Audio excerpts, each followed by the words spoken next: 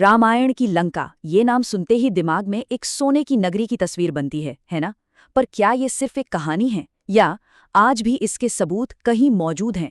चलिए, आज हम एक ऐसे ही सफर पे निकलते हैं, सीधे आज के श्रीलंका, उन जगहों पर जहां इतिहास और तमनान आपस में मिलते हैं। ये रावण की असली लंका की खोज है, और हो सकता है ये खोज हमारे सोचने का तरीका ही बदल दे। तो सबसे बड़ा और सीधा सवाल यही है, क्या रामायण वाली वो सोने की लंका आज भी कहीं मौजूद है? बस यही एक सवाल हमें इतिहास, आस्था और रहस्य के एक बहुत ही गहरे सफर पे ले जाने वाला है। देखिए, हमारी ये जो पड़ताल है वो 3 खास जगहों से होकर गुजरेगी, और हर जगह एक पहेली के टुकड़े की तरह है जो आखिर में मिलकर एक पूरी तस्वीर बनाएगी। तो चलिए इस कहानी के रहस्यों से पर्दा उठाते हैं। लेकिन हाँ, इस सफर को शुरू करने से पहले रावण के किरदार को समझना बहुत जरूरी है। वो सिर्फ एक राक्षस राजा नहीं था, नहीं, वो एक महान विद्वान था, एक वैज्ञानिक था और शिव का बहुत बड़ा भक्त भी था, जिसे संगीत और दवाइयों का भी ज्ञान था, पर साथ ही वो अहंकार का सबसे बड़ा प्रतीक भी था। और यही जो उसका दोहरापन है वो उसकी कहानी को इतना पेचीदा और दिलचस्प बना देता है। तो हमारी यात्रा का पहला पड़ाव है सिगिरिया, और ऐसा माना जाता है कि ये जगह रावण की शक्ति, उसके कंट्रोल और उसके बेहिसाब घमंड का जीता जागता सबूत है।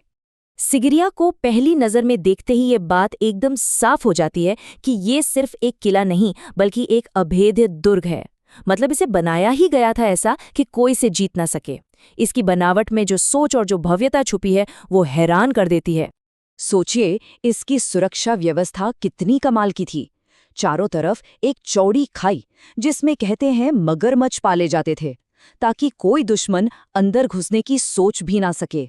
जमीन के नीचे पानी का इतना एडवांस सिस्टम, और ये किला बना है एक ऐसी ऊंचाई पर जहां से मीलों दूर तक साफ साफ नजर रखी जा सकती थी।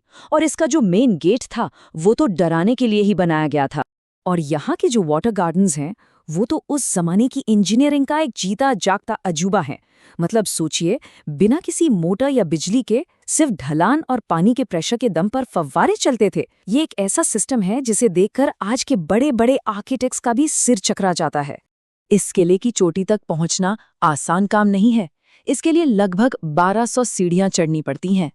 और ये सिर्फ एक नंबर नहीं है, बल्कि इस किले की विशालता और इसे बनाने वाले के इरादों का सबूत है। और फिर आता है इसका सबसे आइकॉनिक हिस्सा, लायन गेट। यहाँ पर शेर के 2 बहुत बड़े पंजे बने हैं जो मानो आने वालों को एक चेतावनी दे रहे हों। कल्पना कीजिए, पहले यहाँ एक पूरे शेर का मुंह हुआ करता था और उसके खुले हुए मुंह से होकर रास्ता ऊपर जाता था।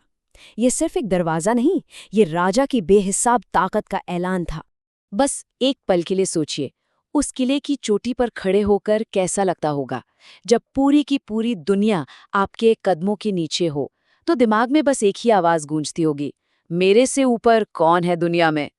और शायद, बस शायद, यहीं से उस घमंड की शुरुआत हुई जो आगे चलकर रावण की सबसे बड़ी कमजोरी बना। अब कहानी एक बिल्कुल अलग मोड़ लेती है, सिगिरिया की उस भव्यता, शक्ति और अहंकार से एकदम अलग। अब हम एक शांत और पवित्र जगह की ओर बढ़ रहे हैं। एक किला जहां दुनियावी ताकत का प्रतीक था, तो वहीं हमारा अगला पड़ाव आध्यात्मिक सहनशक्ति का एक बगीचा है। सिगिरिया से करीब 130 किलोमीटर दूर हम पहुंचते हैं सीता एलिया, और माना जाता है कि यही वो अशोक वाटिका है। ये जगह शक्ति की नहीं बल्कि सब्र, विश्वास और इंतजार की कहानी कहती है।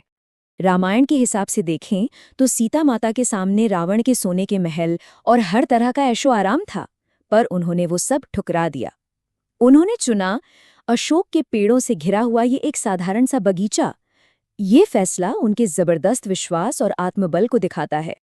आज यहाँ एक मंदिर बना हुआ है, पास में ही एक छोटी सी धारा बहती है जिसके बारे में कहते हैं कि सीता माता यहीं स्नान किया करती थी। और सबसे खास बात, यहाँ चट्टानों पर विशाल पैरों के निशान हैं जिन्हें भगवान हनुमान के पैरों के निशान माना जाता है। कहते हैं यही वो जगह है जहाँ कहानी में उम्मीद की पहली किरण जगी थी। तो हमारा तीसरा और आखिरी पड़ाव है रावण की गुफा। ये वो रहस्यमयी जगह है जिसे रावण की आध्यात्मिक और रणनीतिक शक्ति का असली स्रोत माना जाता है। ये गुफा घने जंगल के अंदर इस तरह से छिपी हुई है कि ये बिल्कुल एक सीक्रेट ठिकाने जैसी लगती है।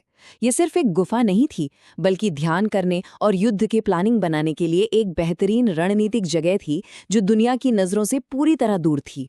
लोक कथाओं के मुताबिक रावण ने यहीं पर तपस्या करके अपनी सारी शक्तियां हासिल की थीं। ये भी कहा जाता है कि इस गुफा से कई गुप्त सुरंगें भी निकलती थीं।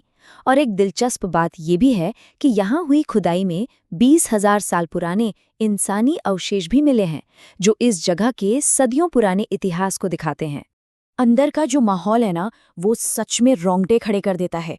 एक तो घुप अंधेरा, फिर वो एकदम गहरा सन्नाटा, और ऊपर से चमगादड़ों की वो डरावनी आवाजें। भाई सच कहूं तो अकेले अंदर जाने की हिम्मत करना भी बहुत मुश्किल है। लगता है जैसे ये जगह आज भी अपने अंदर न जाने कितने ही राज दबाए बैठी है।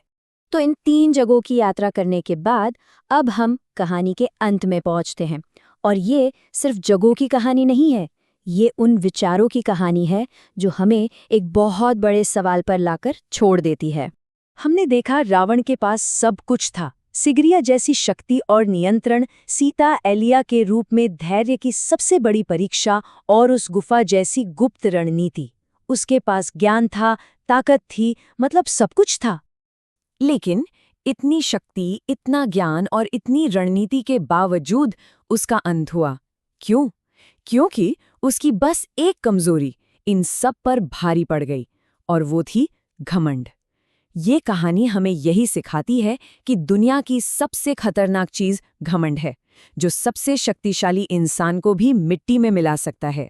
तो चलिए वापस उसी सवाल पर आते हैं, क्या ये वही लंका है? देखिए, इतिहास अपनी कहानी कहता है और आस्था अपनी। हमने इस सफर के सबूत और मान्यताएं दोनों आपके सामने रख दिए हैं। अब इस पर यकीन करना है या नहीं, ये फैसला आपको करना है।